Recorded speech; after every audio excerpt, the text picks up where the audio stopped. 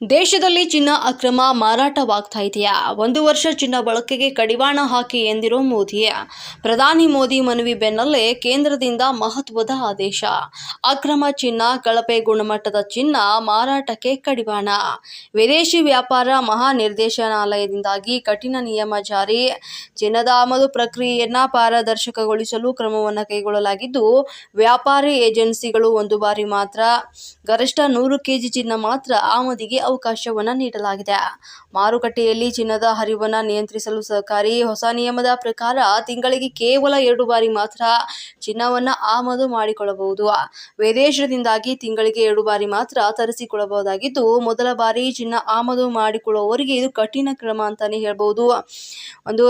ಒಂದು ಏಜೆನ್ಸಿ ಹಿನ್ನೆಲೆ ಹಣಕಾಸಿನ ದಾಖಲೆ ಪರಿಶೀಲನೆಗೆ ಒಳಪಡಿಸಬೇಕು. ದೇಶದೊಳಗೆ ತೆರಿಗೆ ವಂಚಿಸಿ ಅಕ್ರಮವಾಗಿ ಬರ್ತಿರೋ ಚಿನ್ನ ತಡೆಯಲು ನೈಜ ವ್ಯಾಪಾರಿಗಳಿಗೆ ಅನುಕೂಲ ಮಾಡಿಕೊಡಲು ಈ ಒಂದು ಕ್ರಮ ನೈಜ ಜ್ಯುವೆಲರಿಗಳಿಗೆ ಅನುಕೂಲವಾಗಲಿದ್ದು, ಈ ಒಂದು ಕಠಿಣ ಕ್ರಮ ಗುಣಮಟ್ಟದ ಚಿನ್ನ ಗ್ರಾಹಕರಿಗೆ ಕೈ ಸೇರಲು ಇದು ಸಹಕಾರಿಯಾಗಲಿದೆ.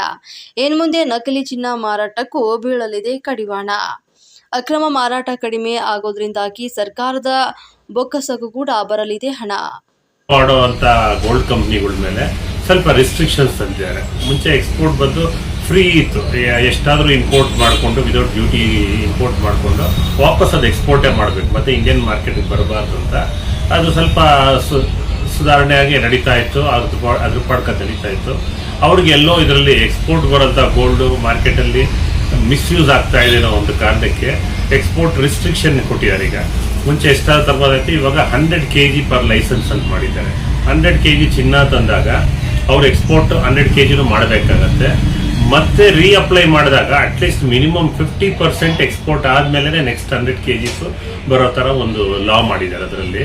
ಅದ್ರ ಜೊತೆಗೆ ಈ ಇಷ್ಟಿನ ಇನ್ಸ್ಪೆಕ್ಷನ್ಸ್ ಎಲ್ಲ ಏನು ಇರಲಿಲ್ಲ ಅಲ್ಲಿ ಆ ಯೂನಿಟ್ಗೆ. ಇವಾಗ director general of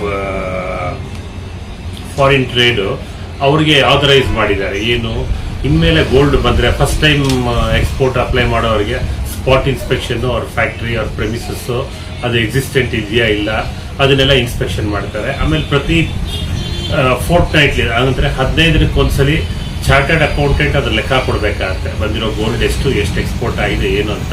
provided monitored monthly